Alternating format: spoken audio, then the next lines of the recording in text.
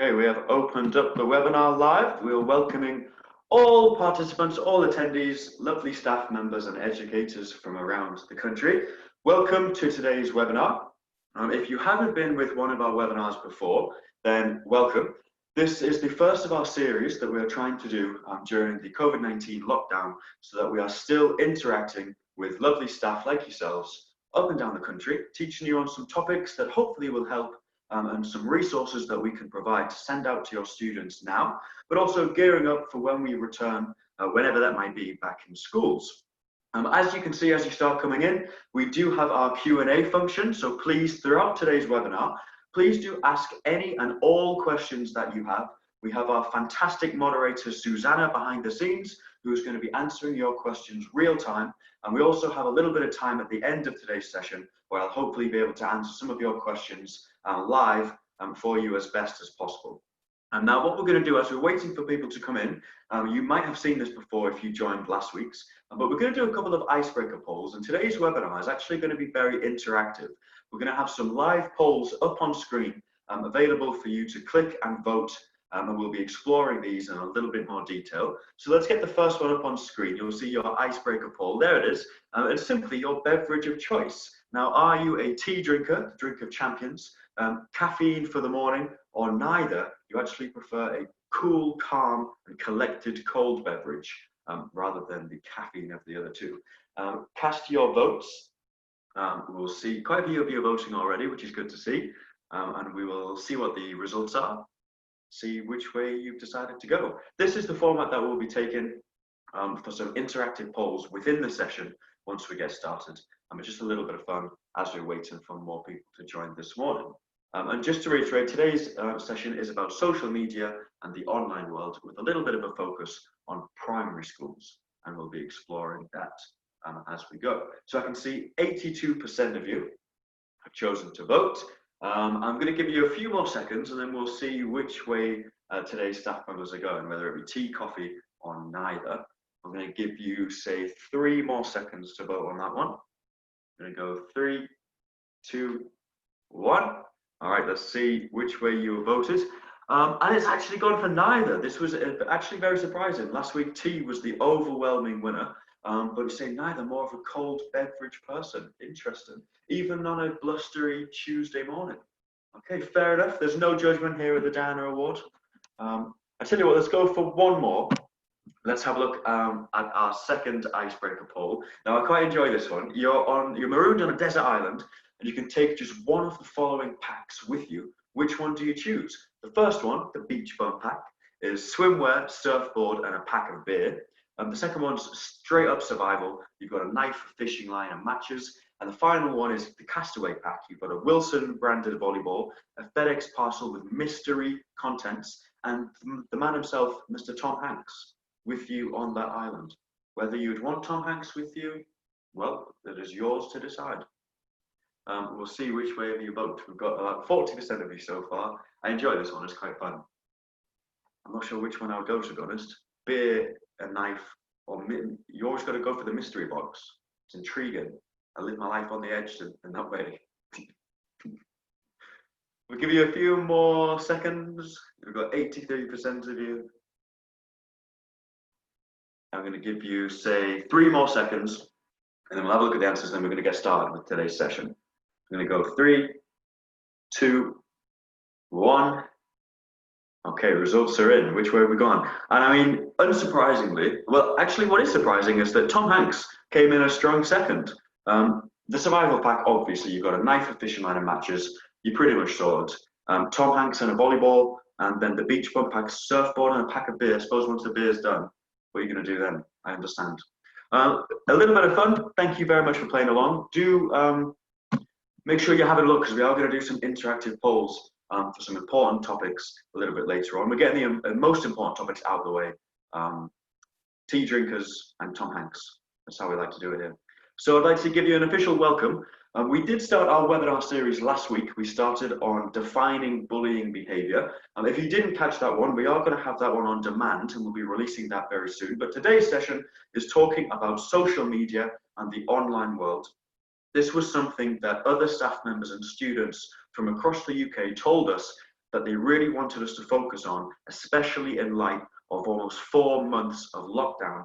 Young people have been driven even more so into the digital realm on their phones, their laptops, their tablets, on social media. And of course, with that comes a lot of pros, but also some cons. And we are going to be exploring this in today's session. So just a little bit of an introduction. My name is Charlton. My job is an anti-bullying training coordinator, which essentially means for the last 2 years, I have been going into primary schools and secondary schools all across the UK, every type of area that you can think of. And I've been trying to persuade and train young people to become anti-bullying ambassadors. That means that they are taking on some more responsibility in their schools and communities. They are being the upstander, and then crucially, they are offering their emotional support to anybody in the school community, including staff who might be going through something negative. And it genuinely has been incredible. I've met some amazing staff and students, and I've loved going into schools. And of course, this is the closest that I'll get. And I'm very happy that at the Diana Award, we are still able to offer something to young people and staff watching along today in light of everything that's going on. So just some random likes and dislikes. I am a bit of a nature lover. I love some trees. I love some lakes. I really have a thing against toe socks. If you don't know what they are, that's a good thing. Essentially gloves for feet, where each individual toe as a whole. It really just creeps me out. And then a random fact, I did once wrestle a goat. I'm just going to leave that one out there, let your imaginations run wild, and just swiftly move on. So today's webinar, I'm going to go through some aims, and I'll be referencing these throughout. And at the end of the session, these are the types of things that I'm hoping most of you attending today will have either learned or have a greater understanding of. And the first one is quite simple. It is defining bullying behaviour and cyberbullying behaviour. Some people have different definitions, different understandings of what these terms are. We're going to explore them, and I'll let you know what our organisational stance is and some of my personal experiences from interacting with staff and students around the UK. So the second one, to develop an understanding of the online world and social media apps. Now, staff members get a bad reputation. I think young people look at staff, including myself even, and will think, yeah, you have no idea what young people are talking about, what their popular fads are, what they're doing online. So we're going to try and counter that, and I'm going to try and develop a greater understanding of the types of apps that young people use and some of their dangers, but also their advantages as well. It's very important to give a balanced view of social media, and we'll be exploring this in more detail. So the next one, to just foster an increased confidence in speaking to your students about the online world. This is one thing that I'm really trying to address, and it's the same for parents. I think the older generation perhaps have a little bit of acute anxiety about talking about gaming, about the online world in general, about social media, because there's this perceived gap in understanding. And again, this perceived opinion that old people just don't get it, or that staff members just don't get it. And we're going to address that because you absolutely do. And actually, the greatest demographic that use social media like Facebook is the 30 to 50 age. And so trying to bridge that gap of understanding and increase that communication channel with young people, because that is one of the most important things to address cyberbullying, is having that communication channel open. And then finally, to know how to support students who are experiencing cyberbullying behaviour.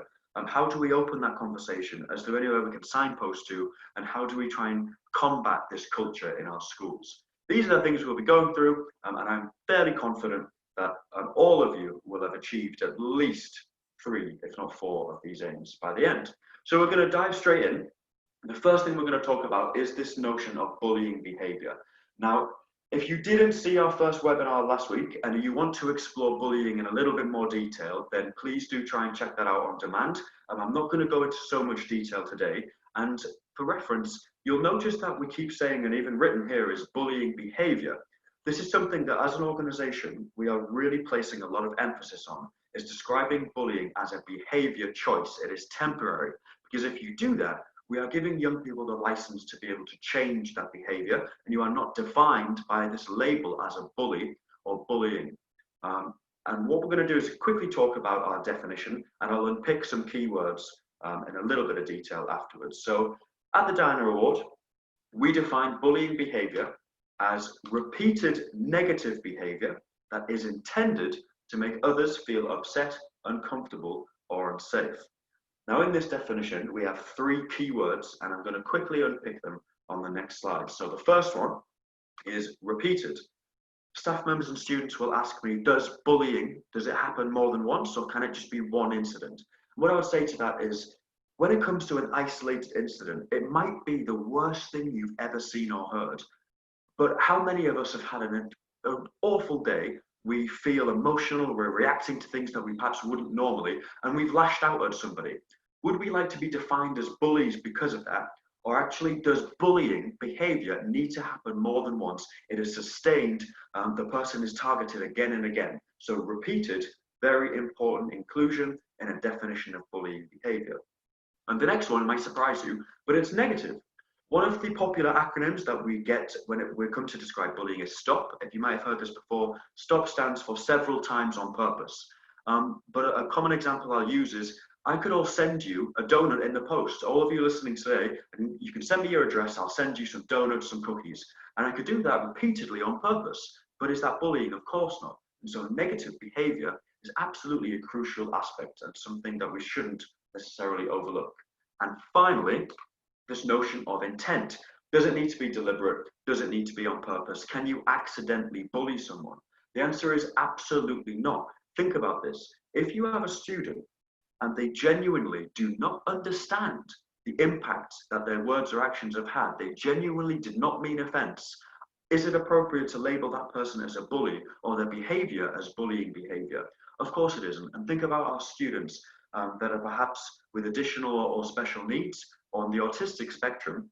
Sometimes they struggle to differentiate different social cues, facial expressions, body language, and they might repeatedly be making a negative comment, but they have no concept of, is it appropriate to label that as bullying behavior? Absolutely not. And that is the crucial difference between education and awareness and truly bullying situations. What I would say is that for primary schools, some of these terms can be quite difficult to unpick, and that's why other schools have gone down the acronym for STOP. Really easy, several times on purpose. But just try and get that negative aspect in there, and try and get your own students to think about a definition of bullying behavior, and then put it up in class at a notice board, at the entrance or an exit, so that everybody in your school community is all on the same page. They know what to look out for, and they know what to address. It's just some really quick and easy hints. I hope that's clarified. Like I said, the webinar we went through previously really unpicks this in more detail, so do have a look for that. We'll have a link ready soon. But for this session, I'm going to now talk about cyberbullying and social media in a little bit more detail. So when we're talking about bullying behavior, there are three specific types. And what I'm actually going to do is I'm going to give you a quick 5 seconds at home listening along to see if you can think of what these three types are. Your 5 seconds begins now.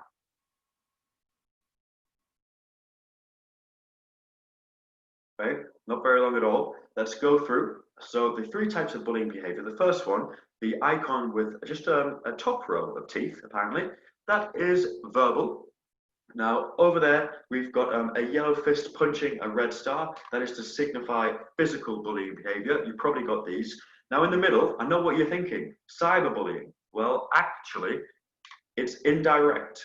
We're going to go through some definitions of what these mean, and cyberbullying absolutely falls under the category of indirect, and I'm going to unpick this in a little bit more detail. But first, I'm going to give you a further 10 seconds. If you're listening along at home, I would like you to try and think of as many examples of each of these types as possible. So different examples of what verbal bullying could be, physical, and then indirect, and that's the one we're going to focus on.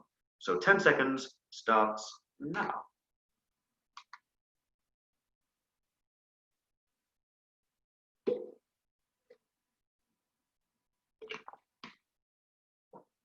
An excellently timed drink there. 10 seconds up, we're going to go through the first one, and that is verbal bullying. So this is the repeated negative use of speech, sign language, or verbal gestures to intentionally hurt somebody else. Common examples you might have said if you're playing along at home, things like swearing, discriminatory language, hurtful comments, name calling, insults. And interestingly, although that's quite a relative term, verbal bullying behavior is the most common type experienced from students in both primary schools and secondary schools. We've done our own studies and reports. We've got reports of similar organizations in this anti-bullying realm. And we asked students, if you've been bullied in the last 12 months, which type of bullying behavior did you experience? And overwhelmingly, verbal bullying comes out top. And it doesn't matter whether that's primary school or secondary school. So if you listen along at home, definitely important to be aware of, and important for our students to be aware of. So again, that they know what to look out for, and to be that upstander, to do something about it, to combat the most common type, which definitely is verbal. So the next one, indirect. Now this is the repeated negative use of actions, neither physical nor verbal, to intentionally hurt somebody else. And as I mentioned before, what we're going to be talking about today, cyberbullying, absolutely falls under this category, anything to do with cyberbullying. But it's also those tangible behind the scenes issues that we might experience, like spreading rumors, excluding or isolating somebody, damaging or taking someone's property, sharing someone's secrets, and physical intimidation. Extremely difficult for you staff members to address this behavior, because how do you prove who started the rumor? How do you prove that you've shared a secret without consent, or physical intimidation? For me, this is the reason indirect bullying is one of the greatest reasons that we are trying to empower students to take on more responsibility, to offer their peer-to-peer support, because you staff members, you have no hope in dealing with all of these issues by yourselves. There's not enough of you, you are underpaid, overworked, I get it. And so we need students to be able to take this on. And indirect is one of the greatest ways that they can do that, and by offering that peer-to-peer support and being that ambassador in schools. Finally, physical. Repeated negative use of body contact. This one's very self-explanatory. Things like punching, kicking, pinching, slipping, tripping, all these types of things. Now what we're going to do next is taking a greater look at cyberbullying. So which form of bullying behavior was cyberbullying? Was verbal, physical? Absolutely not. It was indirect. But I'm actually going to test you staff now, because I mentioned this before. There is a common misconception that older people, staff members, adults, just don't understand. They don't get it. They don't know what social media is all about. They don't know different types of online dangers. And so I'm going to put you to the test. We're going to do our first interactive poll within the training right now. And I'm going to ask you just simply, how well do you know the digital landscape? How confident are you that you're aware of different types of cyberbullying behaviors and the dangers that young people face online? Would you say you're very confident, reasonably confident, not very confident, no confidence whatsoever? Now, I will give you a little bit of a warning. If you are voting very confident and reasonably confident, I am going to immediately put you to the test, because we are going to be exploring different types of cyberbullying behavior immediately after this slide. And so we'll see just how confident you are or should have been. We have about 68% of you voted so far, so I'll give you a little bit longer. The simple question is, how confident are you that you are personally aware of the different types of cyberbullying and the dangers that young people can face online? As I mentioned, we are going to be exploring these immediately after. Be interested to see which way you choose to vote. We've got 80% of you, we've got a few more people to vote. I'm going to give you a few more seconds. I'm going to give you 5, 3, 1. Okay, we're going to close that poll up. Let's have a look at the results. So we have a few of you saying very confident. That's good. I'm very pleased. Most of you are saying reasonably confident. I think you maybe are, but you don't want to give it the big one because you know you're about to be tested. Not very confident again. And thankfully, none of you are saying no confidence whatsoever. That is also a good thing. So thank you very much for voting. It's interesting. We are now going to explore this immediately. So what we're going to do is I'm going to be going through some different cyberbullying types and going through some definitions. So when we talk about flaming or trolling, give me, I don't know if you can do this, I'm going to test this out, but give me a virtual raise of the hand if you feel like you know what flaming or trolling is. I don't know if this will work. There might be an option to do that. Oh, we do have some raises of the hand, okay. Flaming or trolling.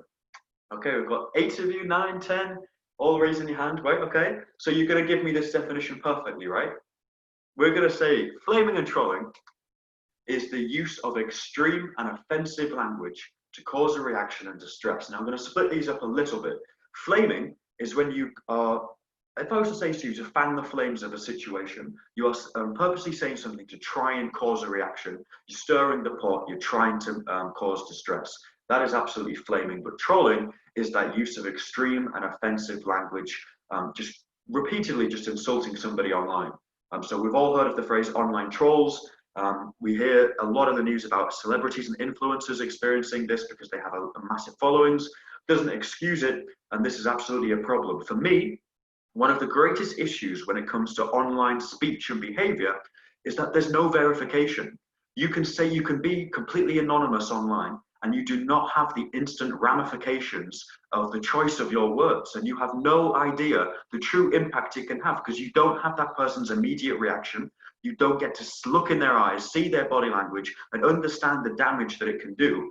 You can say the worst things imaginable, close your laptop and go about your merry day. What we need is verification to link who you are in real life to who you are online, and for me, a greater presence of the authorities. But I'm digressing. These are my own personal beliefs. You all knew this, right? You all knew flaming and trolling. We had a lot of virtual hands.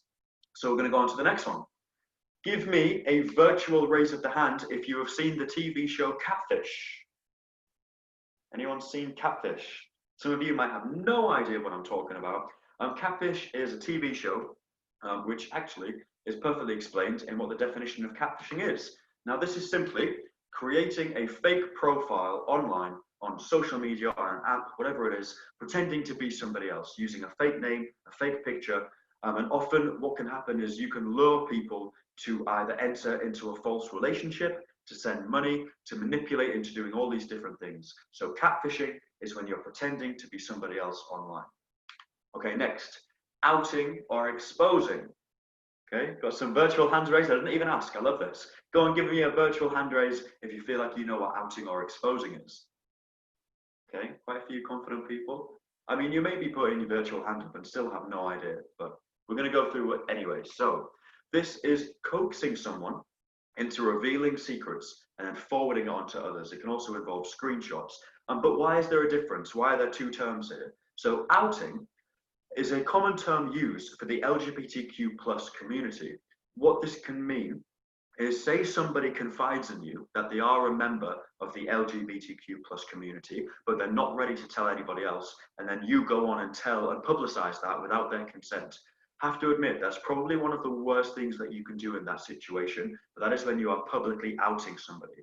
And then exposing then is kind of revealing any other type of secret. Pretty horrendous. A lot of these, I don't understand the motivation as to why people do these. Unfortunately, they do, but it's so important for us, for me, as someone who interacts with young people, the staff listening at home, the duty of care, the safeguarding element that you have. It's so crucial to at least be aware of what can go on, so that if it happens, we know how to respond, and crucially, we have a better idea of how to prevent. So next, cyberstalking. I ask our young people, I'll say, so what is cyberstalking? And I'll always remember a little young lad said to me, this is where you follow someone home. So well, actually, that's just regular stalking, and also a little bit creepy. Cyberstalking is a little bit different. This is when you have repeated messages across all different online platforms that include threats of harm or harassment and can make someone fear for their safety. So just a quick example. Say you are harassing someone, you are sending them awful messages on Facebook, you then follow them on Instagram, you then do the same on WhatsApp, the same on Snapchat, the same on TikTok. It's relentless.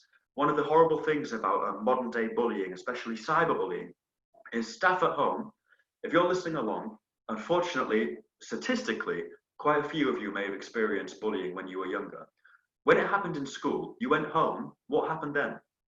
Home could often be your safe haven, right? You escaped it and you had to then just get up the next day and you were preparing yourself to deal with it in school. What happens today is young people, it is inescapable. You can be verbally bullied in school, then go home, and then as soon as you log on to anything, you can immediately have the same comments just again and again, just following you 24/7, which again, really raises the importance for me, for the job that we do, but for you staff, even just grateful for you attending this session means you care enough to learn and educate about how we can combat these types of issues. So thank you for being here. Next one, exclusion. How is this an online term? Well, this is where you are intentionally leaving somebody out of a group message, an online game, an app. But this is a crucial topic that I raised with our young people, is what's the difference between exclusion, leaving somebody out, or just not getting on with them? What happens if you just don't want somebody to play in your online game? Where's the line there? Where does that become a bullying behavior? Well, crucially, you just need to look at the intention. When we talked about a definition of bullying behavior earlier, intent is crucial. Are you leaving somebody out because you simply don't get on? Or are you leaving somebody out because you know it will upset them, or you're trying to embarrass them, or you're trying to impress your friends? Very different motivations. So for cyberbullying, exclusion, leaving them out intentionally of some type of online platform. Now, I think we're going on to our penultimate one. Yep, online sexual harassment. This one's quite self-explanatory, but this is simply sending unwanted images or messages of the sexual content and usually trying to get someone to reciprocate. Really, really important with our young people. This is quite grim, but it's true. So I'm going to have to tell you, you might already be aware, one of the unfortunate side effects of lockdown has been a substantial increase of this type of online sexual harassment and the distribution of child exploitative imagery. Again, something really, really important to be aware of. And at the end, we can signpost to some resources and other organizations that handle these types of issues in more detail, more extensively. Last one. Now, this is really going to be a test, and this is genuinely true.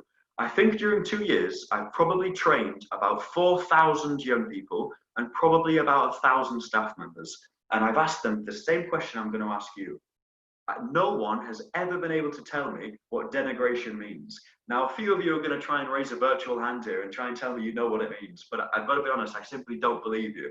If any of you can tell me what it means, I will be very impressed. But denigration, now, unfortunately, Donald Trump loves this. It is his #1 tactic. If anybody says anything about him he doesn't like, then automatically that means it's fake news.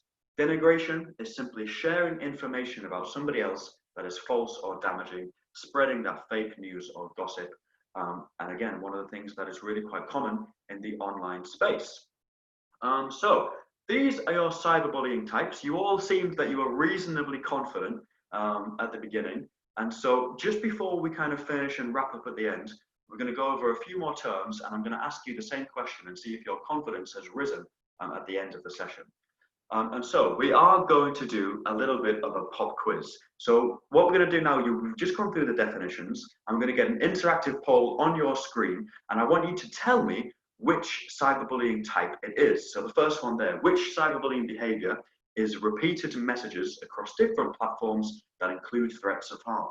Is that exposing, trolling, cyberstalking, or online sexual harassment? Vote now.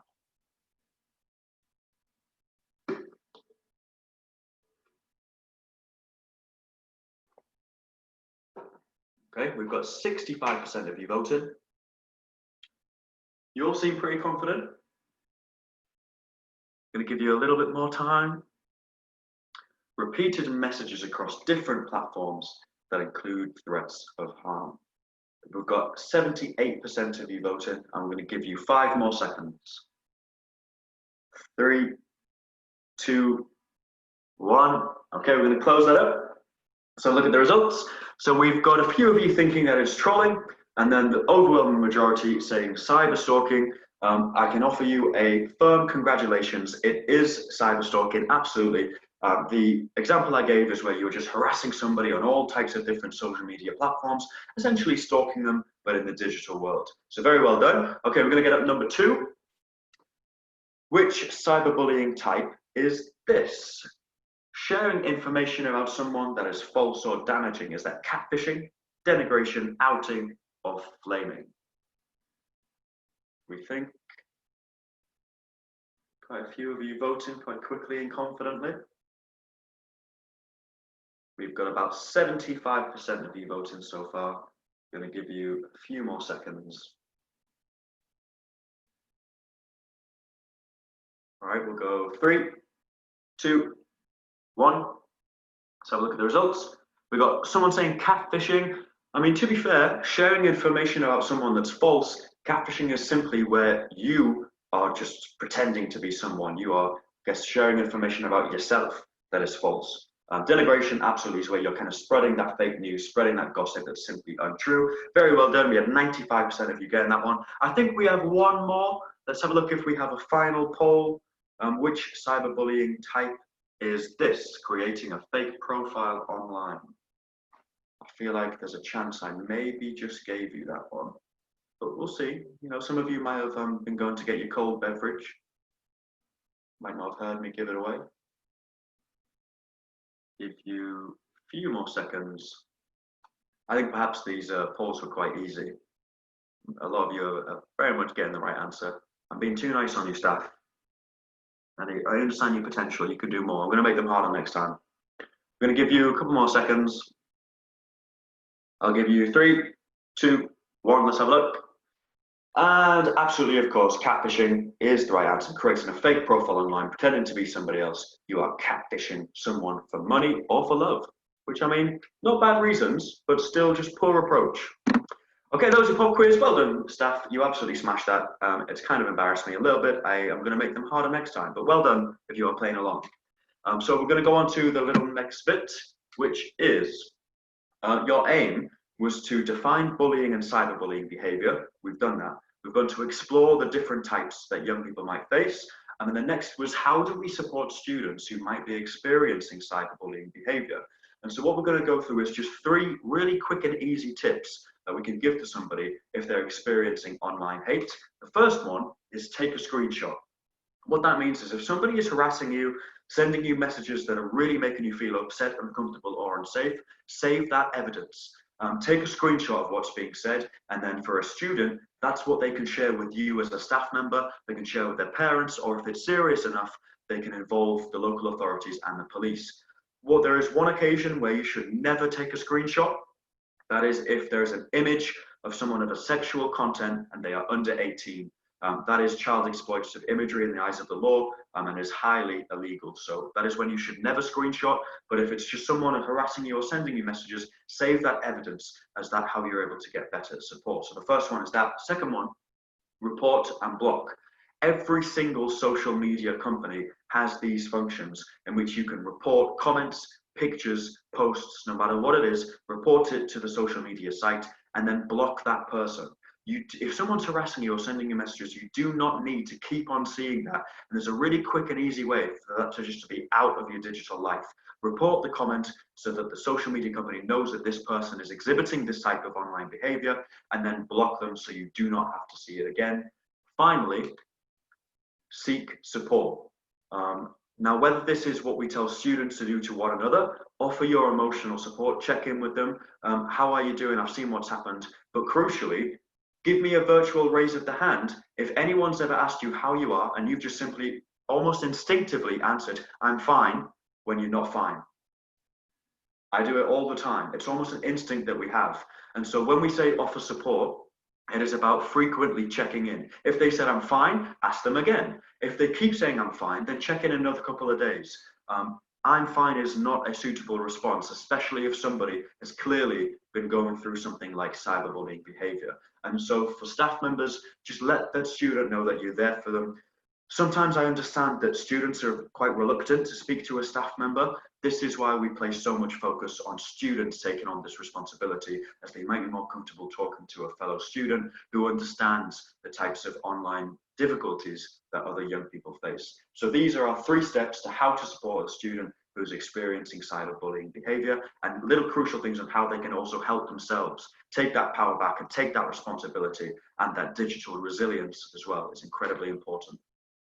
So I'm going to go through some social media apps. Now, staff members, you've probably seen or heard or even have the majority of these. And so what are the similarities and what are some of the things that we can look out for? So when it comes to Facebook, Facebook actually owns Instagram and WhatsApp. It's all owned by the same company. And what are the types of things you can do? So obviously you can write posts, take pictures, send pictures, but you can also video call. You have voice notes. You have all of these different interactive things. And for Facebook, they've incorporated it all in one. So on Facebook chat, you can have live video sessions, send voice notes, all of these messages.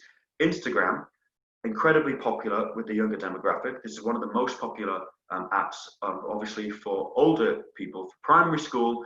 They might not be on any of these yet, but probably if they do start to go onto these social media apps, Snapchat is the most popular, and TikTok for the younger generation of young people. So that kind of like that 10, 11-year-old, TikTok and Snapchat, very, very popular. Snapchat has a couple of dangers because as soon as you send a message, it is automatically gone and deleted. So difficult to prove different things that people have said. You can take a screenshot, but it notifies the other person that a screenshot's been taken. So a couple of different nuances there with regards to privacy and the ability to keep evidence of different types of behavior. TikTok, this is the fastest growing app among young people around the world. It has absolutely exploded over the last year. And it is simply where you can create a 15-second video and you can attach some music or dance tracks to it. There's a lot of dance challenges that you might have seen before lockdown. And this is one of the most popular things that young people are using. It is a bit of fun, but with all of these, there is simply the danger of you don't know who you're talking to on the other side.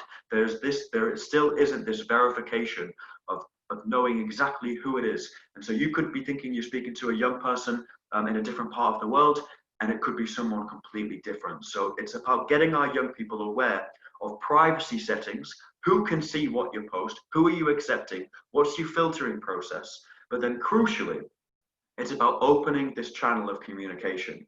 So for myself, I've got two younger sisters. They are 13 and 7, and they're at very different stages of their digital life. My 13-year-old is a TikTok fanatic. She loves it. And I like seeing her on it because she kind of comes out of her shell. She's doing dances that she would never normally do, and she loves it. But it's about, I want her to be able to talk to me about it. Even though that she knows I work for the Diana Award, she knows I'm working anti-bullying, she's still quite reluctant to talk to me because she almost sees me as an authority figure. It's almost like because I work in anti-bullying, I think she worries that I'm going to be judgmental, and I'm trying to eradicate that. And you staff, it's exactly the same. Our young people cannot fear talking to us about these issues. In fact, we need to be one of their confidants because we have the knowledge and skills and the guidance to be able to support them if they're going through anything terrible. And the crucial thing is a non-judgmental, honest, open communication about social media, and crucially about why it's amazing. It gets such a bad reputation, but that's just going to push our young people further away from talking to us. We need a balanced approach. And this is the next thing that we are going to explore in today's training. The pros and cons. So we're going to start with the cons, and then we're going to end on a little bit of a high. So when used inappropriately online, young people can experience or display cyberbullying behavior. And again, some of these are quite linked, but it just goes back to the fact that you don't have the instant consequences of the things that you choose to say. And what might be a little bit of a joke to you can have a long-lasting impact on the target. And so experiencing or displaying this type of behavior, and linked to that, behaving in ways online that they wouldn't in person. Again, linking back to the fact that you don't have that person's physical response, or you're not able to visibly see how upset you've made them. Next is sharing private or personal information, either knowingly or without their consent or knowledge. One of the trends that we found on TikTok. So although it's a 15-second video, that's still long enough for a young person to take a video of themselves, their family, their friends, and around their house. They've been doing a challenge where it's almost, I don't know if anyone has seen MTV Cribs. It's an old show in which celebrities would go around and show the cameras their huge mansion in Bel Air. Young people are kind of doing something similar, like, oh, welcome to my crib, and walking around their house. And yet in those 15 seconds, somebody knows where this young person lives, what they look like, who their family members are. And that alone can have really detrimental negative effects. And so it's about educating our young people on who they're sharing this information with and what is appropriate or not appropriate to publish out there in the digital sphere. And the next is feeling the pressure to conform to social norms or to act or look in a certain way. This is definitely referencing the pressures of Instagram. For primary school students, they probably haven't got to this stage yet. But when you progress into secondary school, Instagram has this unfortunate side effect of where celebrities or influencers will post the perfect picture, the perfect lighting, the perfect filter. They've edited it and it looks like they lived a perfect life. But this is not real life. It's not realistic. And look, this is not something that we should try to conform to or even try to reach in our personal lives, because that's not how the real world works. And it's just educating our young people is just because what you see doesn't mean you have to emulate. You have to live your individual life and be really proud and grateful for the life that you've got. This is getting deep and philosophical, but it's important and I care about it. So next, We've talked about the negatives, and I really do want, oh, we've got last one, be vulnerable to predatory behavior. Absolutely. And this one just, again, is being really careful on knowing who you're speaking to, verifying that person, and what are you choosing to share? What are your privacy settings? And every single app has privacy settings that you can change and have a look into. And there are parental controls as well. So it's important that we educate parents on how they can be more involved in our young people's digital life. So I do want to talk about the positives, because social media is innately an amazing tool to connect us around the world. My own dad lives in America, and if it wasn't for social media, we wouldn't be as involved in each other's lives. We're able to video live, have a conversation as if he was in the room, and he's able to see all the things that I'm doing in the UK, and it's connecting us on a global level and fostering a community. So the first one, interacting with other young people around the world. One of the most beautiful things that I've seen in the last couple of years is that you might have a student in primary school or secondary school, and for some reason they just stand out, or they don't get seen. Perhaps they don't really have that many friends. They consider themselves to be a little bit different. They just haven't bonded with anyone in their class. What they're able to do online is find their online tribe, their online community of people who have the same interests, whether that's Japanese cartoons, whether that's a certain type of braiding their hair, whether that's a certain type of music or certain type of hobby, whatever it is. Online communities are making people feel more connected and able to bond in different social groups that they perhaps wouldn't be able to find in the real world. And that is a beautiful thing.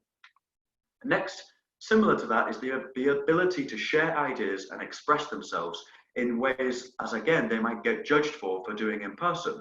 This is definitely something that has helped the LGBTQ plus community for making people not feel so alone by finding fellow people on these different types of social media apps, and YouTube is a huge one as well. Again, linking to that is this feeling of a sense of belonging, making new friends that they perhaps wouldn't otherwise. And then crucially, developing skills and knowledge. You can genuinely go on YouTube and you can type in how to, and you can find anything. I've done it myself. I'm digressing a little bit, but where I used to live in my flat, our table broke. I'm not a builder, I'm not a carpenter, so I YouTube how to fix a broken table, which I know sounds a little bit ridiculous, and now I'm a little bit embarrassed that I wasn't able to do this myself. But the point is that you can find all of this at the click of a button. Young people are now exposed to an unbelievable encyclopedia of knowledge, of skills, of training. It's all for free and it's all there. And it's about seeing it in that way and not always seeing it as the lazy way out or seeing it as being reliant on technology. This is an incredible resource that enables us to be able to fix things and do things ourselves. And it's all there ready for us. And it's not just things like fixing ridiculous tables, it's things like recipes. It's different games that you can play, or even just how to do things like music production. All of these different things that no other generation has ever had access to. And now yet we do in real time, 24/7. That's something that we should absolutely as a society be promoting rather than fearing. Last one, enjoying apps as a source of entertainment. Young people, especially in lockdown, are using the digital world to escape the realities of being stuck in with their siblings, in with their parents that they would never normally spend this much time with. People are going crazy. The online world is a little bit of an escape, and it doesn't always have to be a negative thing if we are just talking about these issues and making sure young people are informed and making balanced decisions. I feel like I've got real preachy and almost like Italian with my gestures, but I really care about this topic, and I really want everyone to have a balanced opinion of just how much we can use this technology for good, as well as being aware of how some people choose to use it for bad. Okay, next bit. How do you notice if someone is being cyberbullied and they're not willing to talk to you about it? We're going to go through a couple of things. So number one, and this is especially prevalent in a classroom, and this is for you staff members. If you notice that your student is exhibiting these types of behaviors, maybe it warrants just having a little bit more of a deeper probe into what's going on. So the first one is isolation from social groups or gatherings. A change in personality. Perhaps if they're normally quiet, now they're quite reactive, they're quite aggressive, or if they're usually quite outspoken and enthusiastic, are they now slightly more withdrawn? What is explaining that change in behavior? It could be a multitude of things. It doesn't always have to be cyberbullying behavior, but it could be, and that's the crucial fact here. A fall in grades, perhaps underachieving, not contributing so much in class, or just, again, a little bit of a difference there. And the next few, so abruptly shutting off or walking away from the computer, tablet, their phone mid-use. Whatever it might be, if they are using their tablet on their phone and you notice it and they just seem to have a bad reaction, what is it that they've just seen? What is it they've just been exposed to? Defensive body language, again, this type of change. They've stopped doing activities or hobbies they enjoy. Maybe they were part of an extracurricular class, a sports team, and they simply just don't want to anymore. And there's not really an explanation as to why. And then the final few, so they appear nervous when receiving a text, a notification, a message, or an email. I understand that for primary school, perhaps our young people aren't necessarily at this level yet, but especially when they get to year 6, they're entering that transitionary phase. And it's just especially important for primary school staff members like yourselves to at least be aware of these types so you can spot it if it did ever occur. Regularly truanting, missing class, missing school, and being upset before or after using a phone or a laptop or a tablet or a computer, or being quite secretive about what they're doing online, hiding their device, and not really being willing to talk to you about what's going on the digital realm.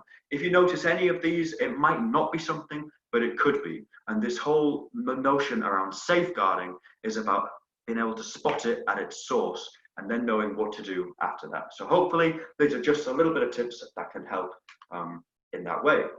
What can you do if you do notice these? What we've done, and you might have seen this before, but this is something that we're really trying to push, is we've teamed up with Crisis Messenger, and we have a 24/7 tech support with trained professionals on the other side of this, in which all a young person has to do is text DA to 85258, and then there are trained professionals on the other side to talk through a multitude of different issues. It might be exam stress, loneliness, but crucially, it could be cyberbullying. And the thing is, sometimes it can be easier to speak to somebody who doesn't know you, who you don't know anonymously, than it is to talk to somebody who does know you. And this is an example of that. And if you think that this could help staff, then by all means, take a screenshot, take this down and distribute this. And especially, this could really help during lockdown. If you have parents, if you have young people or fellow staff members who could be struggling, this is at least something that we can signpost to. And this is a tiny little bit to doing our bit to offering some type of support to whoever might need it. So before I go on to some further support articles, I asked you earlier how confident you were in understanding different types of cyberbullying behaviors and the dangers young people face online. And I'm actually going to ask that same question now to see if a few of you might have increased in your understanding or confidence. And we're going to get that poll up on screen. So I'm going to simply ask you the same question is, how confident are you that you're aware of different types of cyberbullying behaviors and the dangers young people face online? And we'll see if this has increased from today's session, which would be really cool if it has, because that was kind of the entire point of today's training. So I'm going to give you a few seconds to vote on this, and I'm going to take another very well-timed drink. Okay, we've got 70% of you voted. I'm going to give you a few more seconds, and then we're going to be wrapping up today's session. Give you 5 seconds. 3, 2, 1. Okay, let's take a look. And when previously it was reasonably confident and not very confident, now we've got 68% of you saying very confident, which is tremendous. That is exactly the point of today's training session. So I'm very, very pleased, and I honestly hope that some of this has been helpful and relevant to you staff listening along. We do have some really relevant resources, but I'm going to explain this now in a bit more detail of where you can get further support. So the first one, as I mentioned, my sisters are young, they're 13 and 7.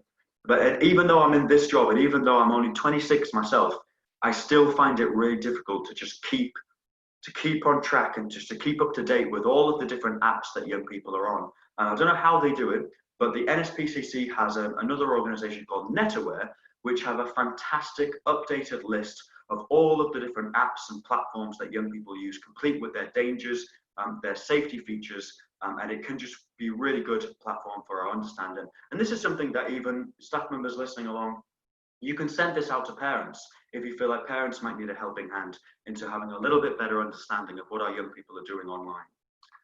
The next one, we do have our own Facebook group. So it's called Educators Against Bullying. It's run by the Diana Award.